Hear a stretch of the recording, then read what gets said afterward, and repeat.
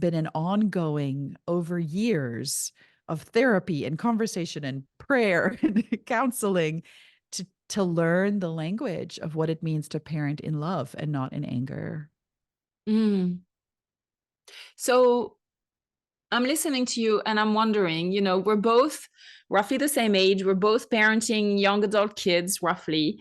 Um, you have a bit wider gamut than I have, but how do we not become our parents as we become their age when they were parenting us?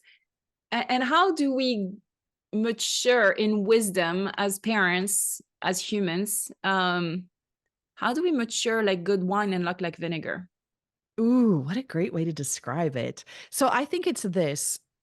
Life and parenting is a constant hamster wheel set on repeat at the fastest speed, right? It's just like constantly going.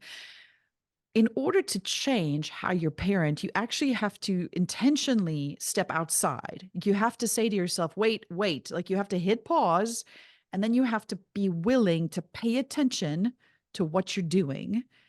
And you have to be willing to do, which it's the subtitle of my book, to interpret the language of your fathers so you don't repeat their stories. You have to actually look back and say, what formed me?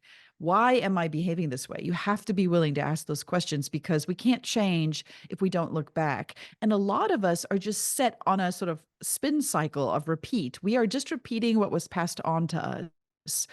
But we do have agency in our stories to say, wait a minute, like what's happening here? What do I see happening in my family? And then we get to interpret where we came from and then say a new story. Here, let me give a practical example in my own life. It's not super fancy. It happened over years of paying attention, conversations with my dad, for years, distance with my dad. But after I had that huge blowout with my kid and I knew I needed to change, lots of therapy and prayer. But what then the daily rhythm became this. When I would start to feel mad or frustrated or aggravated because our kids push our buttons like nobody else, I would consciously pay attention. Oh, I am becoming angry. Like instead of just letting it happen like a flood rushing over me, I would say, oh, I'm becoming angry. And I would say it out loud so my children could hear me. Hey, guys, mom feels like she's starting to get real stressed about this situation. And then I would say options like, I'm going to need to take a 5-minute timeout. Or, Peter, I'm tapping you into this situation. I got to go de stress somewhere.